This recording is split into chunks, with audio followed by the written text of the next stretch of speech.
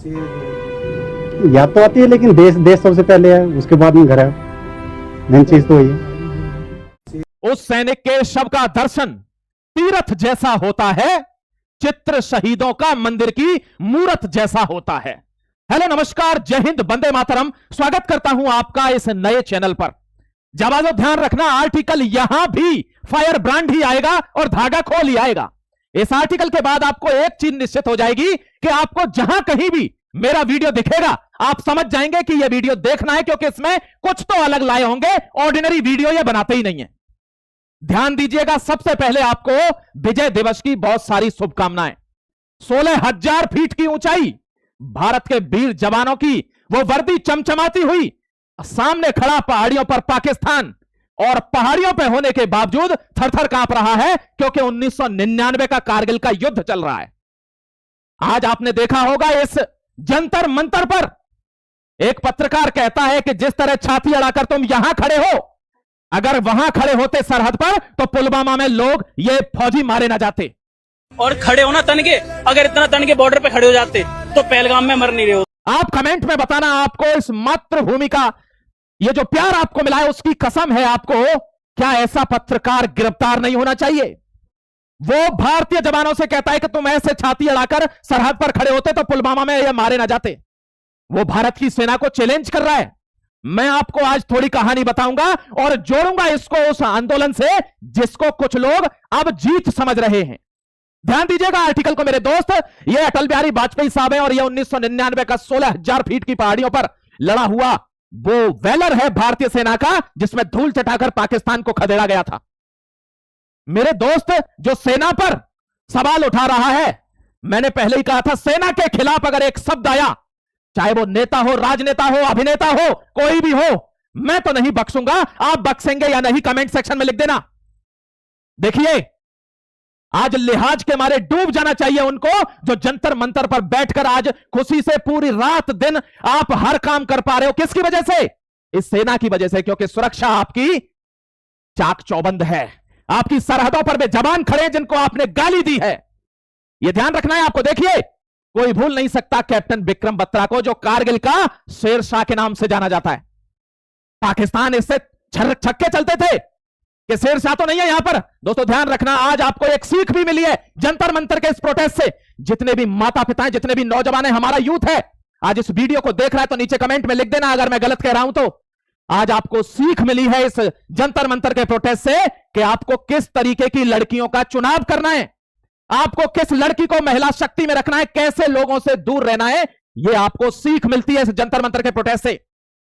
यह कैप्टन विक्रम बत्रा है, यह डिंपल चीमा है, जिनसे विक्रम बत्रा शादी करने वाले थे। उन्होंने कहा था कारगिल की लड़ाई है, इसको जीत कर आता हूं और फिर शादी करता हूं।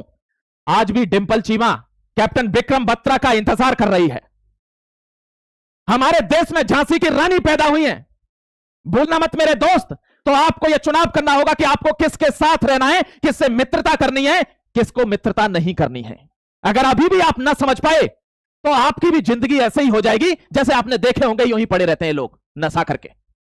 ये कैप्टन विक्रम बत्रा, ये वो शेर है जिसने, आपको पता होगा, 16,000 फीट की ऊंचाई पर कहा पाकिस्तानियों को छक्के छुड़ाकर वापस फेंक दिया था। आज भी खौफ से कांपते हैं। ये भारत के वीर जवानों को गाली देते हो।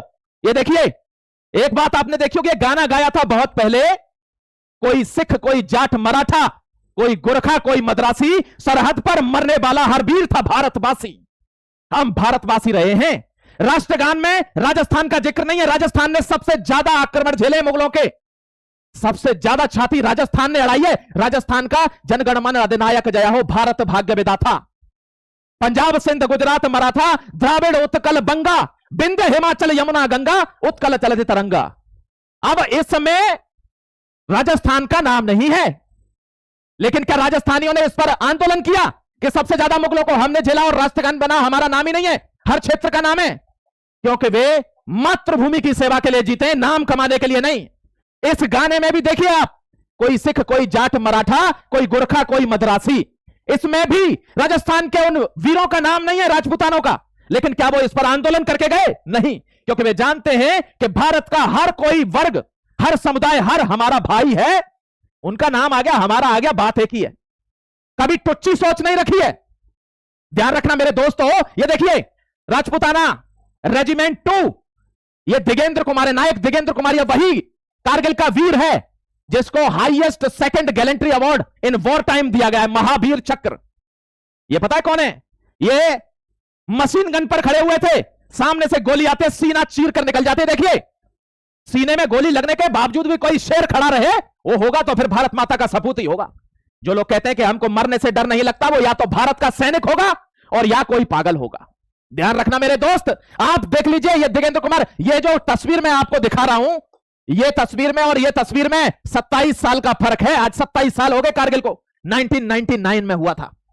देख लीजिए ये वीर है जो झुका नहीं, छाती में गोली लगने के बावजूद भी धड़ाधड़ अपनी जो मशीन गन थी उससे धड़ाधड़ लोगों को कवर फायर देते रहे, और हमारे वीर जवान वो फायर लेकर, कवर फायर लेकर ऊपर चढ़े और पाकिस्तान को खदेड़ दिया। और तोलो लिंग, नाम सर्च कीजिए गूगल पर, तोलो लिंग की पहाड़ी पर भारत ने अपना शाने तिरंगा फहरा दिया। यार तुम भारत की आर्मी को गाली देते हो, भारत के नेता भारत की लड़ाइयों के बारे में पूछते हैं कि हमें सबूत दीजिए, सबूत मांगते हैं।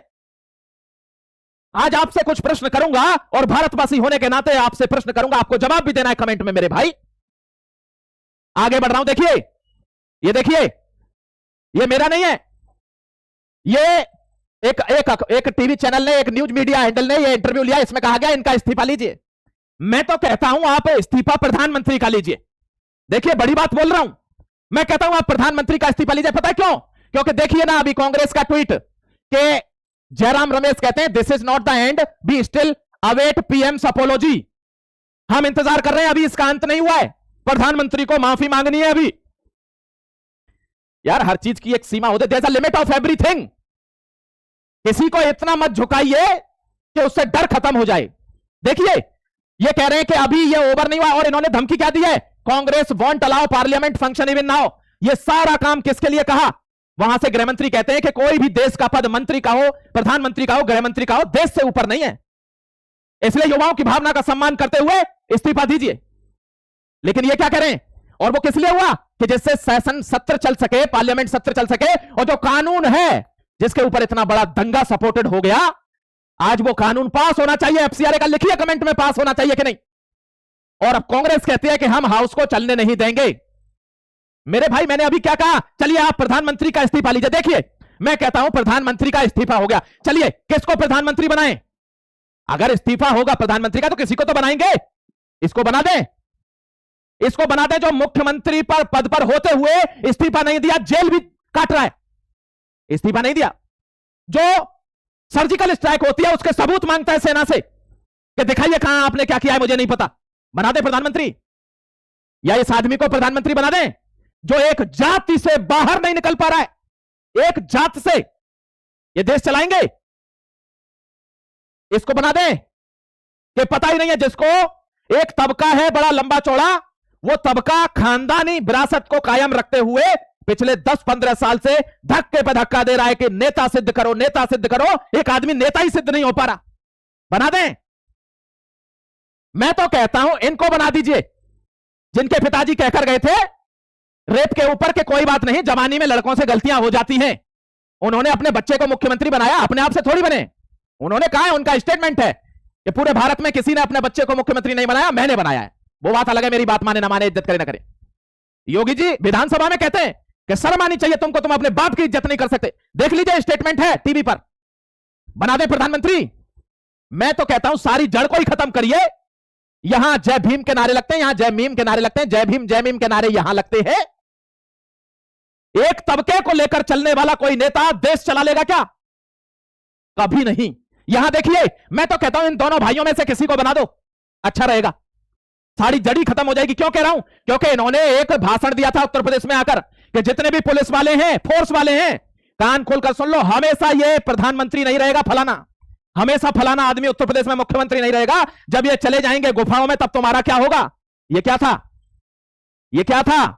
लेकिन इसको राष्ट्रवादी समझ पाएगा, आप नहीं समझ पाएंगे। अगर आप में राष्ट्रवाद होगा तो आप समझ जाएंगे। इसलिए मैं कहता हूं हमारी तरफ से भी, हम भी तो भारत के नागरिक हैं, तो हमारी भी तो कोई पहचान होगी। तो हम कहते हैं कि इनको बना दिया जाए। गलत कह रहा हूं तो कमेंट में लिख देना। हम तो चाहते हैं अब टाइम आ गया, इनको बना दीजिए, बाकी सब हम निपट लेंगे। देखिए ना ये जो भीड़ है, ये बच्चों की भीड़ है। इस बच्चों की भीड़ को यहां निहंग सिख आए हुए थे, उन्होंने समझा कि कोई अच्छा कॉज, और कॉज अच्छा था, बच्चों ने अपना पक्ष रखा था, उनके साथ गलत हुआ था, वो कॉज अच्छा था। लेकिन जब उन्होंने देखा 2-4 दिन कि यार यहां तो कुछ गड़बड़ भी हो रहा है साथ साथ, तो इन्हीं लोगों ने, दिल्ली पुलिस की एक गाड़ी आई जिसको गलत तरीके से दिखाया गया कि उस पर सिख बैठे हुए हैं, इन्हीं सिखों ने उस गाड़ी पर बैठकर उस गाड़ी को पार कराया, वरना यह भीड़ इस गाड़ी को आगे जाने नहीं देती। वे पुलिस वाले भी उसी अवस्था में होते जो 150 पुलिस वाले हॉस्पिटल में हैं।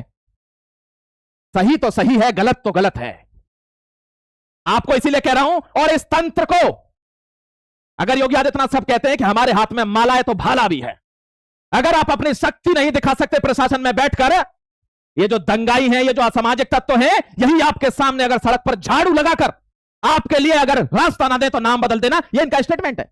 तो हमारी तरफ से तो हम चाहेंगे, हमें सुरक्षा चाहिए। तो अगर इस्तीफे की बात है तो दीजिए, फिर बनाइए नया आदमी। क्यों कह रहा हूं ऐसा? क्योंकि इनमें से किसी की औकात नहीं है अभी, इनके पास, किसी के पास नंबर है प्रधानमंत्री बनने के लिए? किसी के पास नंबर नहीं है। लेकिन एक आदमी है जो कल की तारीख में नंबर जुटा देगा प्रधानमंत्री बनने के लिए, यह हमारा विश्वास है। गलत कह रहा हूं तो बता देना मेरे प्यारे भाई, आपको बता। देखिए 26 जुलाई को देश भर में कैंडल मार्च हुआ। क्यों भाई? तुमने 3 मांगे रखी, तुम्हारी मांग पूरी हो गई। अब ये ड्रामा किस चीज का है? पता है किस चीज का है? क्योंकि ये चेला किसका है ये भी तो देखिए। उसने कहा जब मैं एक आंदोलन से मुख्यमंत्री बन सकता हूं तो क्या तू, कभी कभी सांपों को डायरेक्ट लाठी से नहीं मारा जाता है, कभी कभी सांपों को कुचलने के लिए दूसरे नेवले तैयार किए जाते हैं। ध्यान रखना, बात गहरी है, समझने का प्रयास करना मेरे दोस्त। जब सब कुछ हो गया, सब शांत हो गया, हर चीज हो गई, कैंडल मार्च क्यों होगा? हम भी तो भारत के नागरिक हैं, हमको क्यों डिस्टर्ब किया जाएगा? यहां देखिए, अब कॉकरोच जनता पार्टी का हो गया, अब यहां से एक लीडर बनेगा। अब क्या आपको लग रहा है, क्या आपको लग रहा है कि दीपिका जाके वहां पे नौकरी करेगा? कहां? अमेरिका में वापस जाके? नहीं, अब ये नेता बन गया। यही तो प्रोटेस्ट की खासियत है, आप समझे नहीं? अब ये नेता बन चुका है, अब ये चुनाव लड़ेगा, अब ये एक्टिविस्ट रहेगा। अब अमेरिका की क्या जरूरत है? अब आपको बताता हूं आगे। ये देखिए, एक नई पार्टी बन गई है, रिजर्वेशन मूवमेंट, रिजर्वेशन हटाओ मूवमेंट। ये समझ रहे थे खेल यही खत्म हो जाएगा? नहीं, देश में और भी तो लोग रहते हैं, और भी तो देश के नागरिक हैं। शिक्षा व्यवस्था केवल पेपर लीक रोक के थोड़ी सुधर जाएगी, या उसके खिलाफ कानून बना के थोड़ी सुधर जाएगी। शिक्षा व्यवस्था में तो रिजर्वेशन भी है। फिर वे जो सालों साल से इसको झेल रहे हैं, वे भी इसके खिलाफ खड़े होंगे। देखिए, कल बनाए ये ग्रुप और आज इस पर 1 मिलियन फॉलोअर हो गए। जब प्रोटेस्ट की मुहिम देश में चल रही है तो हर आदमी अपना अपना हिसाब किताब लेकर आएगा ना। जैसे लोक अदालत लगती है तो सब काम जो छूटे हुए हैं उनको पूरे कराने आते हैं ना लोग, वही होगा। अब यहां पर क्या होगा कि जब रिजर्वेशन के लिए जनरल कैटेगरी आएगी तब दूसरे तबकों को दिक्कत होगी। अब दूसरे तबकों को दिक्कत होगी तो क्या होगा? भारत आपस में लड़ेगा। और यही तो प्लानिंग है। इस प्लानिंग को कोई समझने का प्रयास नहीं कर रहा है। अभी 3 बड़े आंदोलन होंगे। देखिए कितना बड़ा स्टेटमेंट कह रहा हूं, 3 बड़े आंदोलन होंगे और इसको मैं मेन चैनल पर लेकर आऊंगा। वीडियो देखना मत भूलिएगा। और कब होंगे, किस मुद्दे पर होंगे, यह भी बताऊंगा। इसी को तो एनालिसिस कहते हैं। अभी अखबार में क्या लिखा हुआ है उसको पढ़कर आपको बता दूं, आगे कोई दूरदर्शिता नहीं हो, कोई एनालिसिस नहीं हो, बिटवीन द हेडलाइंस क्या मंसूबे हैं। अगर आप में इतनी बुद्धिमत्ता ही नहीं है तो फिर क्या, फिर एनालिस्ट किस बात का? 3 बड़े आंदोलन बताऊंगा और आपको यह भी बताऊंगा किस मुद्दे पे होने जा रहे हैं। आपको लगता होगा ये यही खत्म हो गया, नहीं। ध्यान रखना। देखिए ये सब लोग, देखिए ये जीत किसकी है? ईमानदारी से लिखना कमेंट सेक्शन में। ये जीत उसकी है जिस बच्चे के साथ गलत हुआ, जिन बच्चों के माता पिता परेशान है, जिन माता पिता के बच्चे मारे गए, ये जीत उसकी है। लेकिन इसका फायदा कौन उठा रहे हैं? बीच के बहरूपिये, बहरूपिये इसका फायदा उठा रहे हैं। पहचानिए, 1 2 ऐसे करके हर आदमी इसका क्रेडिट ले रहा है, हर आदमी। क्योंकि ऐसी जगह दे दी ना सरकार ने, ऐसी जगह दे दी, अब क्रेडिट लिया जाएगा इसका। ये देखिए, अब इसके ऊपर लड़ाई होगी। रिजर्वेशन ये आजादी के समय दिया गया था, फिर धीरे धीरे धीरे धीरे जो भी सत्ता आती गई उसने रिजर्वेशन को नसों में इंजेक्ट कर दिया। अब ये इंजेक्शन बन गया, अब इसके बिना रहा नहीं जाता। अब जिसका माता आईएएस है, जिसके पिता आईपीएस है, उसका बच्चे को भी रिजर्वेशन चाहिए। अब तो इस पर आंदोलन हो जाएगा। नहीं, क्योंकि लोगों को ऐसा लगा ना कि आंदोलन से बात बनेगी, तो अब बनेगी। आप बड़े परिदृश्य में इन चीजों को समझेंगे तो सब समझ जाएंगे मेरे प्यारे भाई। मैं आपको खोलकर बता रहा हूं। इसलिए अब अगला मुद्दा क्या है ये, और देखिए इन तीनों में से कोई नहीं मिलेगा वहां पे इस डिबेट में। अभी तक डिबेट थी, अभी ये दूसरे राज्यों के शिक्षा मंत्रियों पर नहीं बोल पा रहे, ये इस डिबेट में कैसे मिलेंगे रिजर्वेशन वाले में? यहां अगर छाती अड़ा दें तब इनका कंपैरिजन करना किससे? जिनका तुम अपमान कर रहे हो, इन दंगाइयों से कंपैरिजन करके शहीद भगत सिंह का अपमान कर रहे हो। ध्यान रखना, तब इनका अपमान, तब इनका सम्मान करना, तब इनको कंपेयर करना। एक तरफा एक ही थाली को बजाते रहना, एक तरफा काम करना, दूसरे किसी को अकाउंटेबल ना ठहराना, सिर्फ एक ही चीज के बारे में बोलना, बड़ा आंदोलन कर देना, यह भगत सिंह ने थोड़ी किया था। Hindustan socialist Republic association, socialist, पूरी सोसाइटी के लिए जिसने काम किया, जाति पाति धर्म पार्टी इन सबको छोड़कर, तब कंपैरिजन करो। एक पार्टी के आए हुए चंद लोग जो एक ही मुद्दे पर बोल रहे हैं, बगल से एक बच्चा क्वेश्चन पूछ रहा है, सर पंजाब वाले पर नहीं बोल रहे, तो उसको रोके दे रहे हैं। वहां मीडिया क्वेश्चन पूछ रही है, पैनल में बैठे हुए, तो उस पर जवाब नहीं दे पा रहे, क्या इस पर भी उठोगे?